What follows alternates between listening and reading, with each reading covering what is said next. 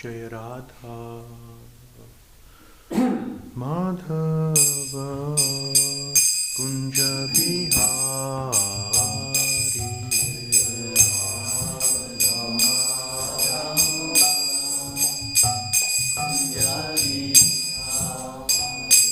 Jaya Radha Madhava Kunja Bihari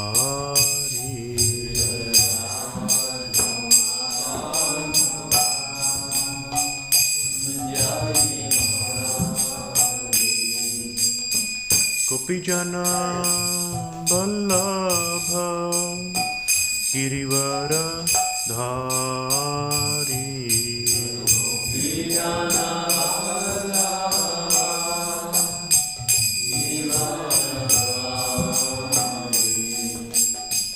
Gopijana Vallabha Girivara Dhari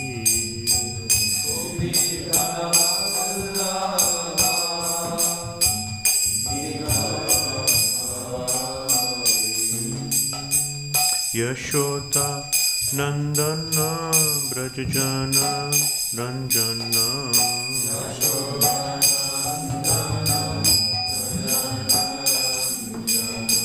Yashoda Nandana Brajajana Ranjana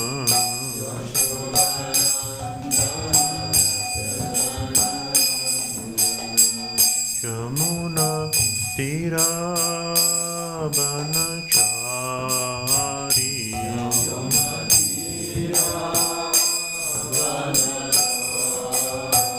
Jamuna Tira Banachari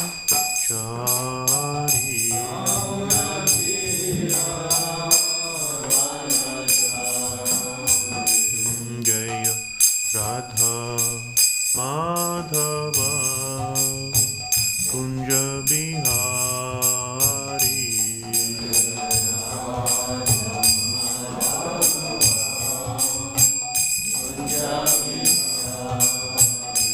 Jaya Radha Madhava Kunja Bihari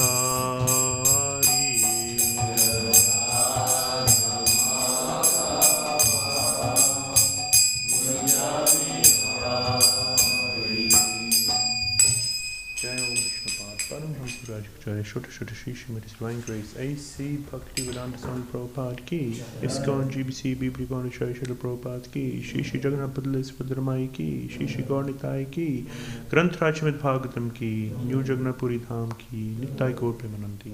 All glories to some devotees. All glories to some devotees. All glories to some devotees. All glories to the lotus feet Shri Guru and Shri Gauranga. All glories to Srila Prabhupada.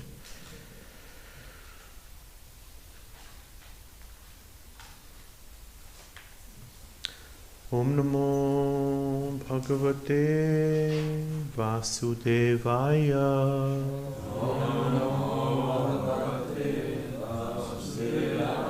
Om Namo Bhagavate Vasudevaya.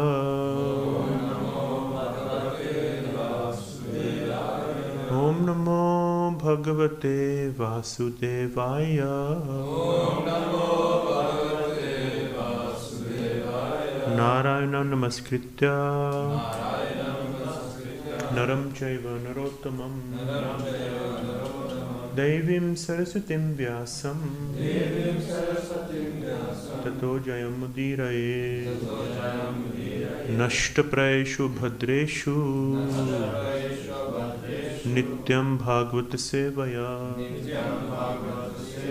Bhagavati Uttama Shloke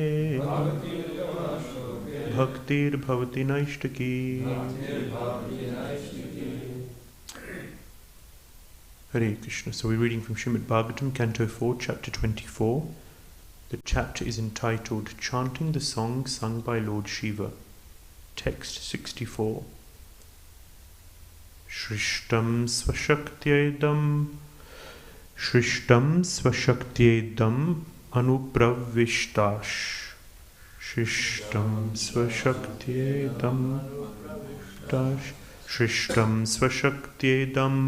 anupravishtash Shrishtam Svashaktedam Anupravishtas Chaturvidham Puram Atmam Shakena Chaturvidam Puram Atmam Shakena Atho Vidustam Purusham Santam Mantar Athovidustam Purusham Satam Mantar Bhunkte Rishikeir Madhusharagham Yaha Bhunkte Rishikair Madhusaragamya Shrishtam Svasaktyedam Anupravishtash Shrishtam Svashaktedam Anupravishtas Chaturvidham Puram Atmam Shakena Chaturvidam Puram Atmam Shakena Atho Vidustam Purusham Santam Mantar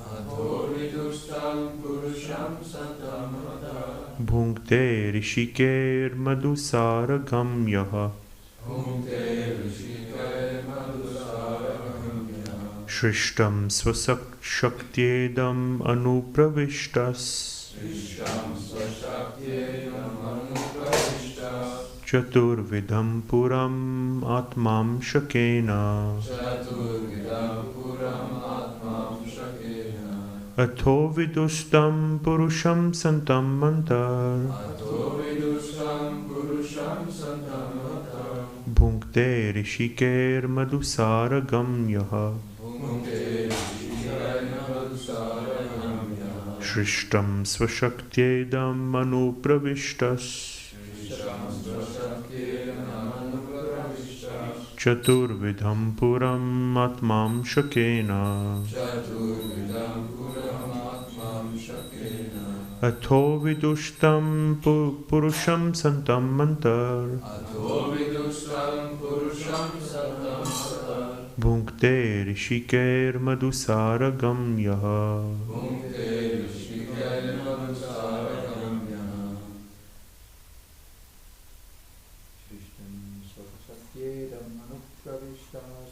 Shrishtam Svashaktedam Anupravishtas Chaturvidham Puram Atmam Shakena Chaturvidam Puram Atmam Shakena Atho Vidustam Purusham Santam Mantar Athovidustam Purusham Satam Mantar Bhunkte Rishikair Madhusaragham Yaha Bhunkte Rishikair Madhusaragamya Shrishtam Svashaktedam Anupravishtas Shrishtam Svashaktedam Anupravishtas Chaturvidam Puram Atmam Shakena Chaturvidam Puram Atmam Shakena Athovidustam Purusham Santam Mantar Athovidustam Purusham Satam Mantar Bhunkte Rishikair Madhusaragham Yaha Bhunkte Rishikair Madhusaragamya Shrishtam Svashaktedam Anupravishtas Shrishtam Svashaktedam Anupravishtas Chaturvidam Puram Atmam Shakena Chaturvidam Puram Atmam Shakena Athovidustam Purusham Santamantar Athovidustam Purusham Santamantar Bhunkte Rishikair Madhusaragamya Bhunkte Rishikair Madhusaragamya Shrishtam Svashaktedam Anupravishtas Shrishtam Svashaktedam Anupravishtas Chaturvidam Puram Atmam Shakena Chaturvidam Puram Atmam Shakena Athovidustam Purusham Santamantar Athovidustam Purusham Santamantar Bhunkte Rishikair Madhusaragamya Bhunkte Rishikair Madhusaragamya Mataji. Shrishtam. In the creation. Swa-shaktya. By your own potency. Idam. This cosmic manifestation. Anupravishtaha, entering afterward. Chaturvidam, four kinds of. Puram, bodies. Atma amshakena, by your own part and parcel. Ato, therefore. Viduhu, know. Tam, him. Purusham, the enjoyer. Santam, existing. Anta, within. Punkte, enjoys. Rishikai, by the senses. Madhu, sweetness. Saragham, honey. Yaha, one who. Translation and purport by His Divine Grace, A.C. Bhaktivedanta Swami Prabhupada, Srila Prabhupada Ki. My dear Lord, after creating by your own potencies, you enter within the creation in four kinds of forms. Being within the hearts of the living entities, you know them and know how they are enjoying their senses.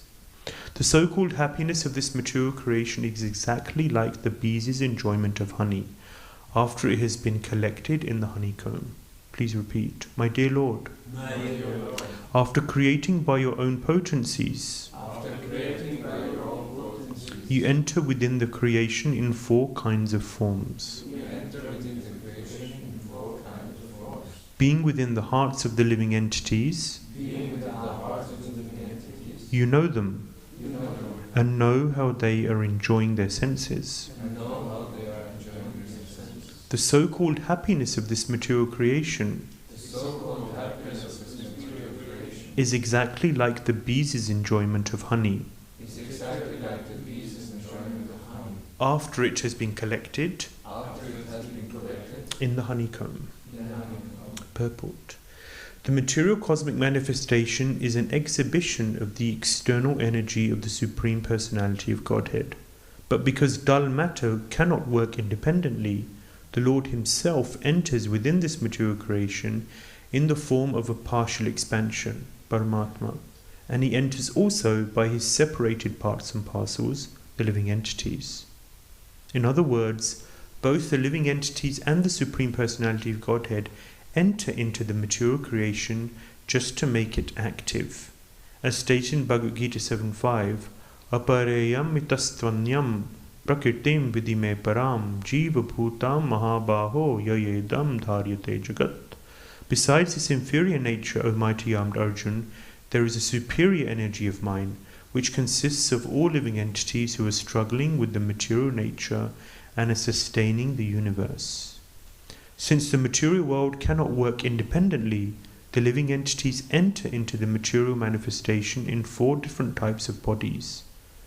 The word Chaturvidham is significant in this verse. There are four types of living entities born within this material world. Some are born by the way of an embryo, Jarayuja, by way of eggs, Andaja, perspiration, Svedaja, and, like the trees, by way of seeds, Udbijaja. Regardless of how these living entities appear, they are all busy in the pursuit of sense enjoyment. The materialistic scientist's contention that living entities other than human beings have no soul is nullified herein. Whether they are born through an embryo, eggs, perspiration, or seeds, all living entities in the 8.4 million species of life are parts and parcels of the Supreme Personality of Godhead, and each, therefore, is an individual spiritual spark and soul. The Supreme Personality of Godhead also remains within the heart of the living entity, regardless of whether the living entity is a man, animal, tree, germ, or microbe. The Lord resides in everyone's heart, and because all living entities who come to this material world do so in order to fulfill their desire for sense enjoyment, the Lord directs the living entities to enjoy their senses. Thus the Paramatma, the Supreme Personality of Godhead, knows everyone's desires. As stated in Bhagavad Gita 15:15, Sarvasya chaham hridisannivishto mattas mritirgyanam apohanam cha. I am seated in everyone's heart, and from me come remembrance, knowledge, and forgetfulness. Remaining within the hearts of all living entities, the Lord bestows remembrance by which the living entities can enjoy certain things. Thus the living entities create their enjoyable honeycombs and then enjoy them. The example of the bees is appropriate because when bees try to enjoy their honeycomb, they have to suffer the bites of other bees. Because bees bite one another when they enjoy honey, they are not exclusively enjoying the sweetness of the honey, for there is also suffering. In other words, the living entities are subjected to the pains and pleasures of material enjoyment, whereas the Supreme Personality of Godhead, knowing their plans for sense enjoyment, is aloof from them. In the Upanishads, the example is given of two birds sitting on a tree. One bird, the jiva or living entity, is enjoying the fruits of that tree, and the other bird, Paramatma, is simply witnessing. In the Bhagavad Gita, the Supreme Personality of Godhead as Paramatma is described as Upadrishta, the overseer, and Anumanta, the permitter. Thus the Lord simply witnesses and gives the living entity sanction for sense enjoyment. It is a Paramatma also who gives the intelligence by which the bees can construct a hive, collect honey from various flowers, store it, and enjoy it. Although the Paramatma is aloof from the living entities, he knows their intentions, and he gives them facilities by which they can enjoy or suffer the results of their actions. Human society is exactly like a beehive, for everyone is engaged in collecting honey from various flowers, or collecting money from various sources, and creating large empires for common enjoyment. However, after these empires are created, the bites of other nations have to be suffered. Sometimes nations declare war upon one another, and the human beehives become sources of misery. Although human beings are creating their beehives in order to enjoy the sweetness of their senses, they are at the same time suffering from the bites of other persons or nations. The Supreme Personality of Godhead as Paramatma is simply witnessing all these activities. The conclusion is that both the Supreme Personality of Godhead and the Jivas enter into this material world. However, the Paramatma or Supreme Personality of Godhead is worshipable because he is arranged for the happiness of the living entity in the material world. Because it is the material world, however, no one can enjoy any kind of happiness without inebriety. Material enjoyment means inebriety, whereas spiritual enjoyment means pure enjoyment under the protection of the Supreme Personality of Godhead. Om Jnanatimirandasya Jnananjana Shalakaya Chakshurunmalitam Yena Tasmai Shri Gurave Namaha Mukam Karoti Vachalam Pangum Langaite Girim Yat Kripa Tamaham Vande Shri Gurundinataranam. Jai Shri Krishna Chaitanya Prabhu Nityananda Shri Advaita Gadadhar Shivasati Gaura Bhakta Brinda. Hare Krishna, Krishna Krishna, Hare Hare, Hare Rama, Rama Rama, Hare Hare. I apologize, I'm sitting on the Vyasasana again. Third day in a row. Lucas Prabhu is sick, and so I'm standing in on his behalf. We continue with Lord Shiva's instructions to the Prachetas. The Prachetas are engaging, or just about to engage, in 10,000 years of tapasya, austerity, sacrifice, mind control, sense control, in order to prepare themselves for the challenges, the duties of their life ahead. So they've just come of age and they've been instructed by their father to do so.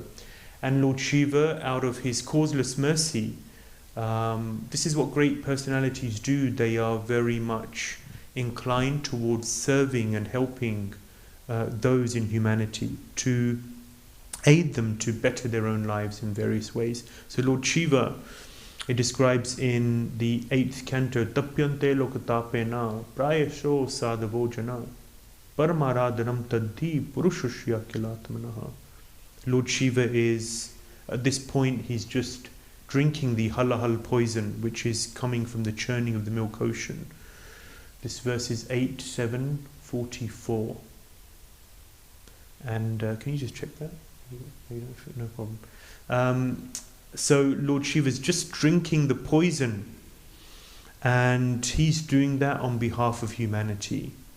Because if this poison is to touch the earth, the whole earth would be destroyed. 2 drops fall, or a few drops of this poison fall, and all of the poison that is in all of the animals on this planet, so there's scorpions and there's snakes and so many other poisonous animals, all of the poison is from these few drops from the halahal poison. If this poison had dropped onto the earth, then the whole earth would have been destroyed. So Lord Shiva drank this poison. So often they say when individuals try to imitate the demigods, or sometimes we criticize the demigods, you know.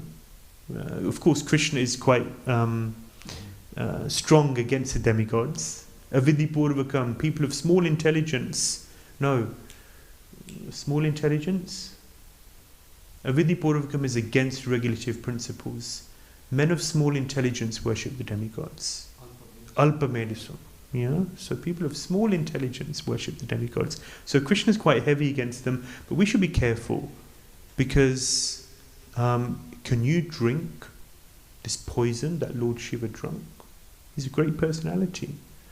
Creation, Brahma creates these material realm, or this, you know, this universe. What great acts! So. Naitat samachare jatu manasyapi hi anishwaraha. 10th canto verse describes that one should not try to imitate the demigods. One should not criticize the demigods, because they're great personalities, they're specifically empowered. So Lord Shiva is, again, and many times we see, he's engaging in this nature of serving humanity, serving personalities by instructing the Prachetas. They're the future. Anyone who's engaged in taking care of children, teaching children, guiding children, very, very important service, because they're the future. So the Prachetas are the future. Lord Shiva is instructing them and guiding them and instructing them in the truths of this world. And just like Rishabdev does to his sons in the 5th canto, just like Daksha does with his sons, the Haryashvas and Shavalashvas, Lord Shiva is instructing the Prachetas that this material world is not the place for enjoyment. And any kind of enjoyment is peppered with pain and suffering. So one's goal in life should be to serve and not to enjoy. And specifically here it's describing how into every living entity there is the soul and there's a super soul. So there's a separated energy of Krishna, Jiva Bhuta Sanatana. Mamai Vamsha Jiva Loke Jiva Bhuta Sanatana. 14.7 Bhagavad Gita, that Krishna enters every living entity as a soul, and alongside that, that's Krishna's separated energy, and then there's an expansion of Krishna in the form of the super soul, which enters each living entity. So the soul and the super soul reside within the living entity side by side.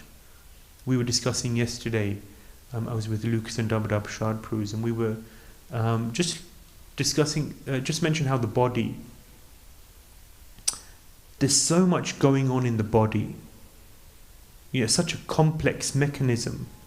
There are so many different things going on simultaneously.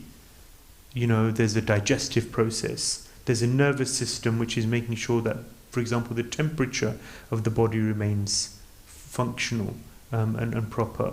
If I want to speak, you know, so much has to go into me just speaking, and then hopefully thinking about what I'm going to speak about. I was just thinking about, I was shaving this morning and just thinking about how in 1 or 2 days' time there'll be hair that come back. Bit of a pain. You have to... huh? So, unfortunately, right? You have to shave again. But this whole process of the hair growing just happens, right? They just grow, right? And then you have to shave them, right? So many different functions which take place, and it's just automatic. It's just happening. My heart is beating. If I had to think about even 2 or 3 of these things and making sure that it happens and takes place, I'd go crazy. It's just automatically happening. And I was just saying that how doctors should be the greatest theists, because when they have to, when things go wrong, they have to put everything together again. They have to make things work again, and it's such a complex thing, and it's very difficult to do, and many times they're not able to do it, and definitely not effectively. So surely, how did this all come about? How did this very complex system that is the material body, how did it all come together to form such a wonderful, well-functioning system? And that's just our body. If we look at the world, we look at the universe, things are so organized, so orderly. So how can a doctor sit there and say there's no God? That there's no intelligence who created all of this and made it all function in such a wonderful, harmonious, unified structure. So dull matter cannot, Prabhupada is saying here, dull matter cannot work independently. The Lord himself enters within this material creation in the form of the Paramatma and the living entity, the soul. And in this way, things work, things function. When the living entity is in the womb, it's described in the 3rd canto, for certain souls, Vishnu Chakravarti Thakur clarifies, for certain souls, the Lord is there. And the living entity is in this situation, upside down, in the womb of the mother, in such an enclosed space, very hot, uncomfortably hot. They say there's worms and other living entities which are biting and chewing on the baby's body, and he's such an uncomfortable position, surrounded by blood and all sorts of other substances which are in that womb, so uncomfortable. And in that situation, the living entity has a darshan of the Lord. He's there, and the living entity says, the baby says to the Lord, please, Krishna, just get me out of this situation. I don't want to be here. Get me out of here. In our more conscious state, I'm sure we've all been in situations where we're just thinking, get me out of here. I don't want to be here. So the baby is in that situation, but really crying out to Krishna, saying, please, just get me out of here. I always used to think, when I was newer in Krishna consciousness, that they say birth, old age, disease and death, they're all miserable conditions. But I always thought about birth, everyone's so happy when a baby's born. But actually this is all part of birth.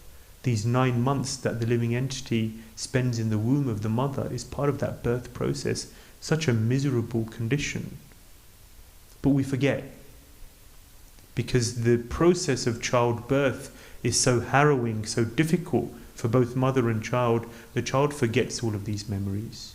But the child promises to Krishna, Krishna, please, get me out of this situation. I want to leave. Give me freedom, and I promise I will worship you. I promise I'll worship you. But he forgets. He forgets his promise. Most of the time he forgets his promise. The child, such a difficult process of coming out of the womb of the mother, he forgets his promise and starts enjoying the adoration and adulation of all of the elders around him. Starts enjoying, it's covered by the modes of material nature. And a child, we all know, is very self-centered. Forgets his promise to Krishna and begins this process of trying to enjoy the material world.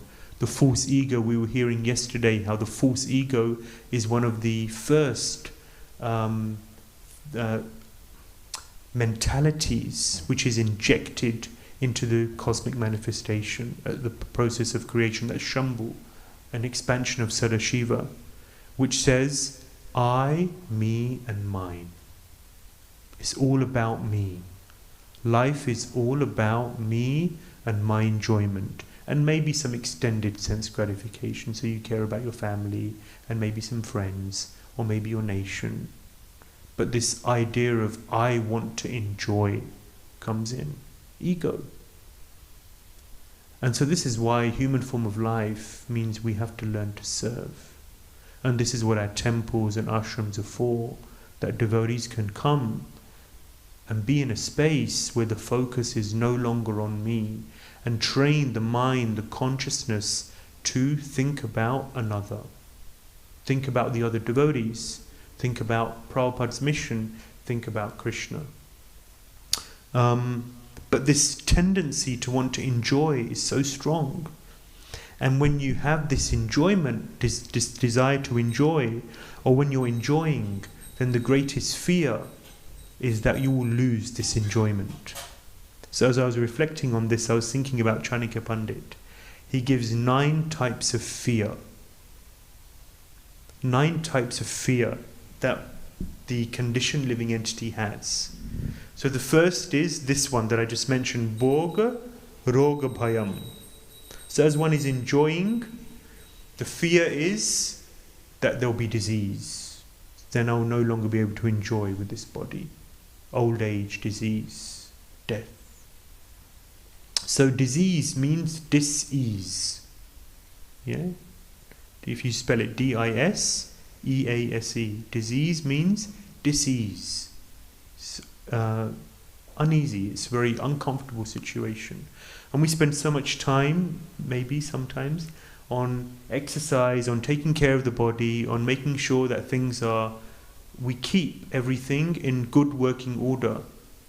But it's not something we necessarily enjoy doing. Generally, devotees don't enjoy doing these things, but it's in order to maintain,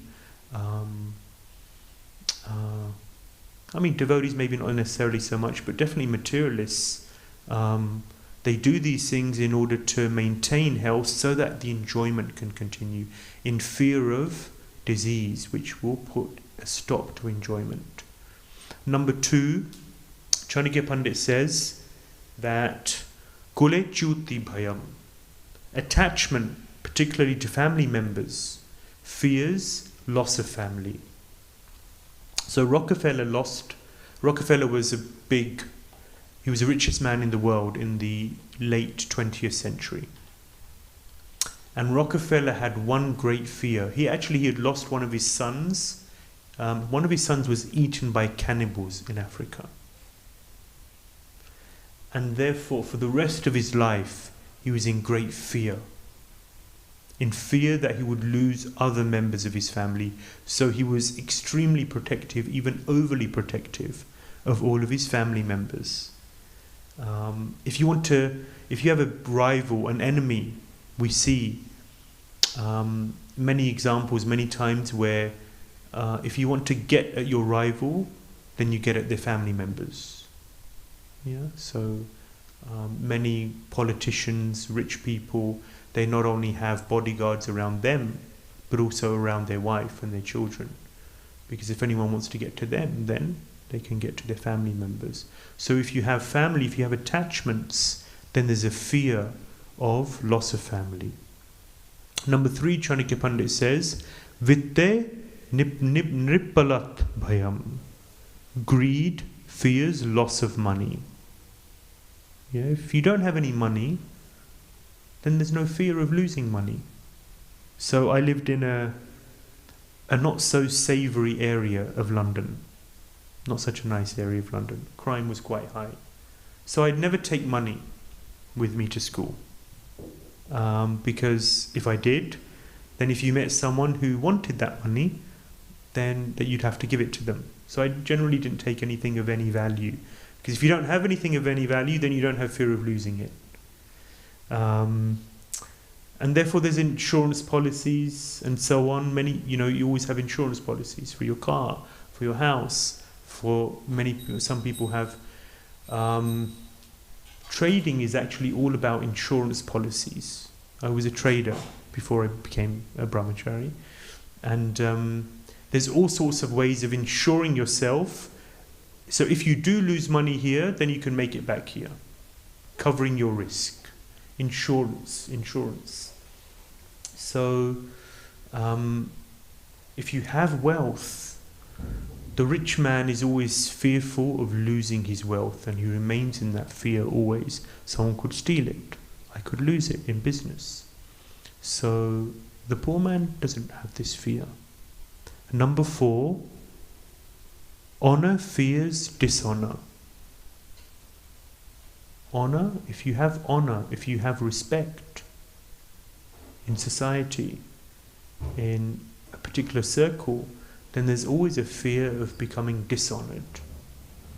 Yeah, so it says that for a Kshatriya, dishonor is worse than death. Dishonor is worse than death, and that's what we see. Dhruv Maharaj, he's a Kshatriya child, only 5 years old, but he had that real Kshatriya identity, and he was dishonored. He wasn't invited to the lap of his father. He was rejected. And therefore he felt so incensed, so dishonored, that he left the home and engaged in austerities in order to get revenge. So if you have respect, then you fear being disrespected. Number 5, Bale Ripu Bhayam. The powerful, they fear enemies. Yeah? So, there's always rivalries. Once there was a man, and he found a genie. A genie in a bottle. You know how it is. You rub the bottle and the genie comes out. So he thought it was pretty cool. So he took the bottle, he rubbed the bottle, and the genie came out. And so he said, "So I can wish for anything?" And the genie said, "Yes." And he said, "And it will come true?" And the genie said, "Sure." And he said, "Is there any small print?" And he said, "There's one thing, one bit of small print." He said, "Tell me what it is." He said, "Whatever I give you, the guy over the road, he'll get double. He'll get double." He said, "Yeah, no problem, I don't care. Just give me whatever I want." He said, "Are you sure?" He said, "Yeah, sure, no problem." So then he said, "Okay, let's get started." So he had one wish per day. That was his allowance. So day 1, he rubbed the bottle and he said, I've got a small house, I want a big mansion with 5 bedrooms, all en suite. So then the genie made his house, his huge house, 5 bedrooms, and then he felt very proud of himself. Look at my beautiful house. And then naturally he looks around and he says, I think I've got the best house on the street. And then suddenly the guy across the road gets a huge 10 bedroom mansion. Shishi Jagannath Baladev Subhadra Mai ki, Shishi Gaurnitai ki. He gets this huge 10 bedroom mansion. And then suddenly his 5 bedroom mansion doesn't seem as big anymore, and not as prestigious anymore, not as special. So then he says, okay, I want, was that a car? The special car. Give me a good car brand. Audi. Anything better than an Audi? Tesla. Anything better than a Tesla? Monteverdi. There's another one that I haven't heard of. Have you heard of a Monteverdi? There's only a few. That's why I haven't heard of them. So then he asks for a Monteverdi. Yeah? Is that right? Yeah. Okay. And the next day, the genie gives him this wonderful, brand spanking new. If there are any new versions of them, he gets this beautiful new car, shining bright. Triple engine, super fast, and he's so proud of his new car. But then the guy across the road gets two. And then suddenly his car seems so insignificant. So then, it goes on like this. He asks for a swimming pool in his garden, and then the guy opposite the road gets a swimming pool, jacuzzi and a sauna, And then he asks for, I don't know, give me an idea. He asks for more and more wealth, more and more riches, more and more opulence, bigger and bigger, and then the guy across the road just gets double. And the guy across the road is confused. Hey, what's happening here? He's so happy. And there's so much, his envy just grows and grows. Hey, whatever I get, he gets better.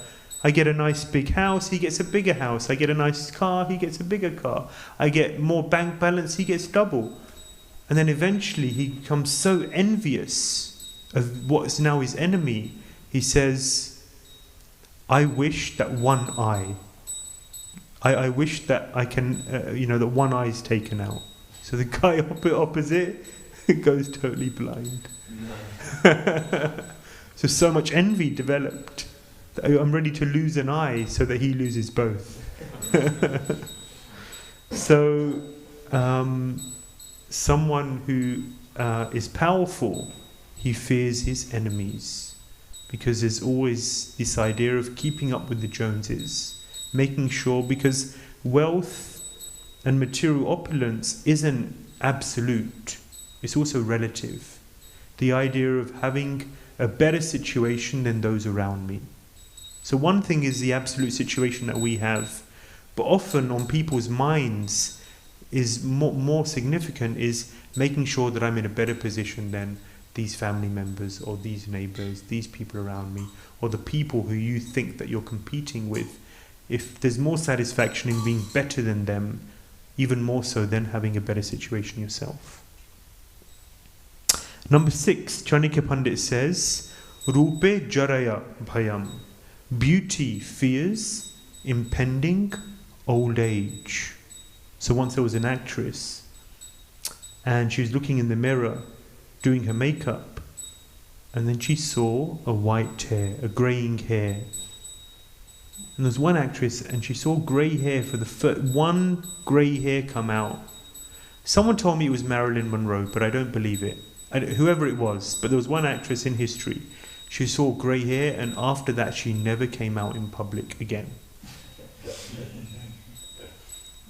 Because beauty is so important to some that you don't want to seem or come across as not beautiful.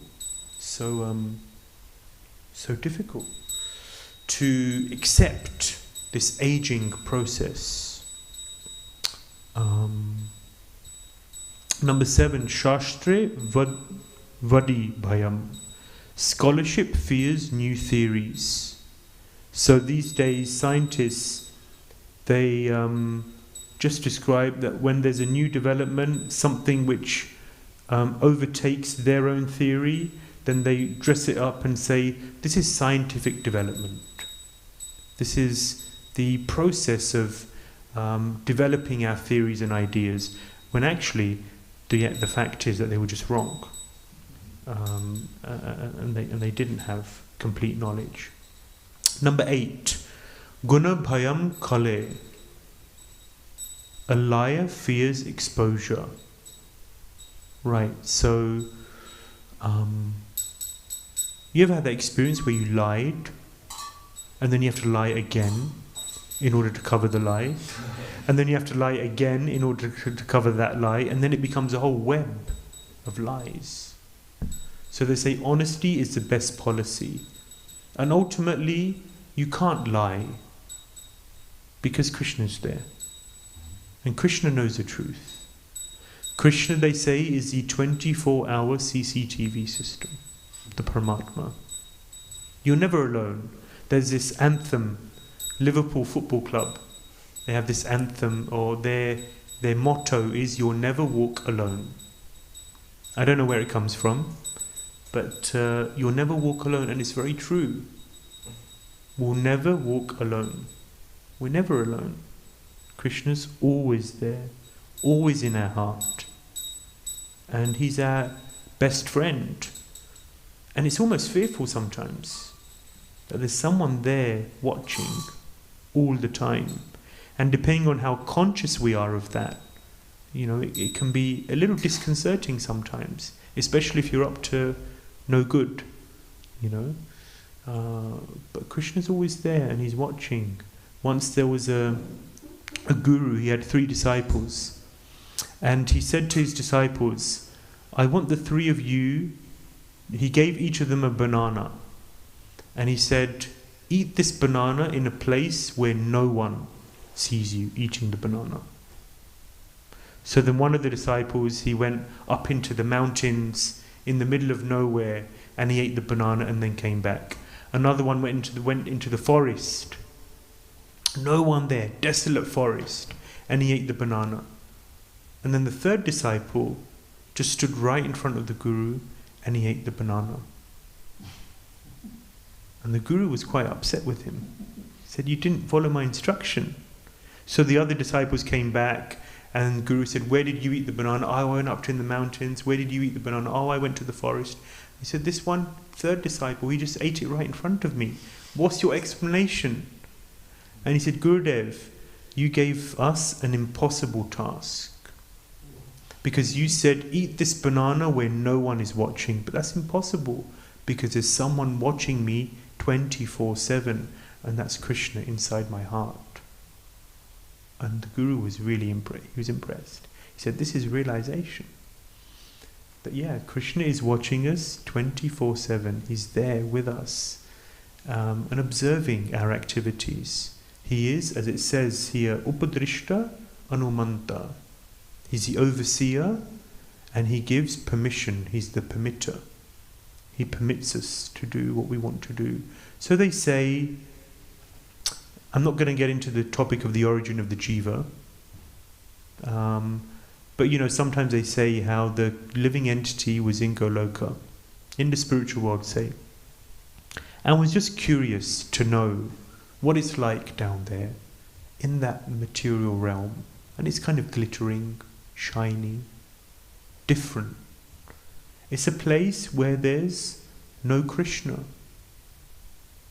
So there's curiosity, because you've only ever known a place where there's Krishna. And then you're thinking, what is it like to be in that place? It's glittering. They say all that glitters is not gold. But it looks interesting. I've never been in that place before. If you've never been to Australia, you have a curiosity. What's it like? What is Australia like? And you know that, okay, there's clouds and there's ground and there's trees and there's birds. Same as here. But still, there's a curiosity. What is it like? So the living entity has this curiosity. What is it like? And Krishna says in the heart, no, don't go there. Don't go there. He says, okay, fine, I won't go. I like you, Krishna. I love you, Krishna. I don't want to go there. But then the next day, again, there's this curiosity. What is it like down there? Never been there before. Would be interesting just to experience it. Then I'll come straight back. I won't stay there long. Krishna says in the heart, don't go. Please stay here. Stay with me. It's not a nice place. Okay, I won't go. I won't go. It's not a nice place. Krishna's right. But still, when like children do this, we see this with children, the mother says, don't touch the fire. It's not good for you, it'll burn, it'll hurt you. But still, a child has this curiosity. We say in English, curiosity killed the cat. This curiosity. What is it? Okay, Krishna says don't go. Okay, now we said it's not a nice place. But still, what is it like? So then the third time the living entity says, let me try. Okay, it's not nice, but I still want to see what it's like. So the third time, when the living entity has this desire to go, then Krishna, in the super soul, Krishna's a super soul, right? So he says, okay, fine. He permits. He's upadrishta to an anumanta. Yeah, so he's there and he's watching and observing upadrishta, and then eventually he says, okay, fine, I love you. I really wish you didn't have this desire. What you're doing is really not good for you. It's not in your best interests. You will suffer in that situation. But if you really want to do this, then go, do. Anumanta. He permits. Fine, go.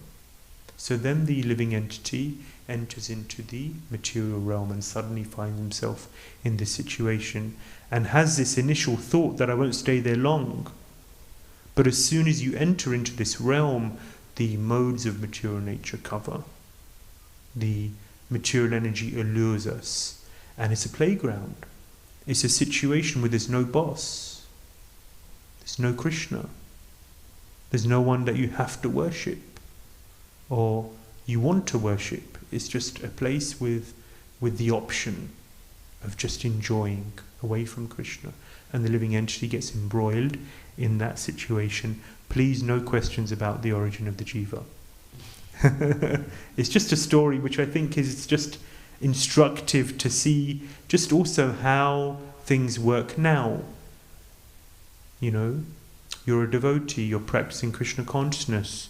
There may be material desires, but a devotee has to be very careful about what they desire, especially while you're chanting, right? Because how does it go? Yat yat sankalpa bhovatsa nija mantra japishyasi tat prabhavena tat sarvam vanchatitam shachesati. This is Brihad Bhagavatamrita. It says that Gopakumara's guru, he says to him, he comes 2 or 3 times to instruct him. Very seminal, very incisive instructions he gives. And in this verse he says, just make it your sankalpa, nija mantra japishyasi, just to chant your mantra. Chant your mantra in a very focused and very attentive way. Because tat prabhavena, by the prabhav, by the effect of this mantra, vanchatitam, all of your desires will be fulfilled. So our mantras, particularly the Hare Krishna Maha mantra, is very, very powerful, and it can fulfill all of your desires. And therefore, particularly while we're chanting japa, that desire fulfilling potency is particularly prevalent at that time. So whatever our desires are, they will become fulfilled.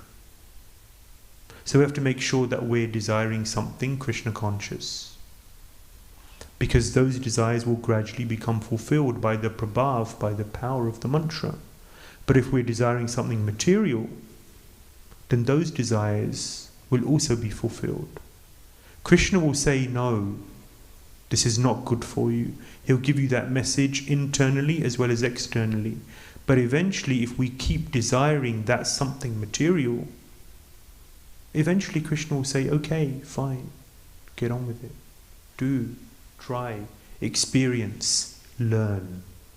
And hopefully you'll come back a better person, a more realized person, a more developed person. So we have to be very careful what we desire, because Krishna is there in the heart and he's upadrishta, but he doesn't interfere too much. He tries a little to guide, to direct, to nudge us in the right direction. But ultimately he doesn't get too involved, because we have this independence. We have this minute independence to make our own decisions. So we have to be very, very careful. Just to finish off, Chanakya Pandit's fears for the living entity. Number 9 is Kai Kritanat Bhayam. Everyone fears death. Ultimately, Mrityu Sarva Haraschaham. Death devours everyone, doesn't spare anyone. So once there was 2 men and they were in the jungle, and there was a cheetah. They saw the cheetah, and they were very scared, So one of the men started putting on his trainers to run, and the other guy said, "You really think you can outrun a cheetah? How you can't run that fast." And he said, "No, but I want to outrun you." Because you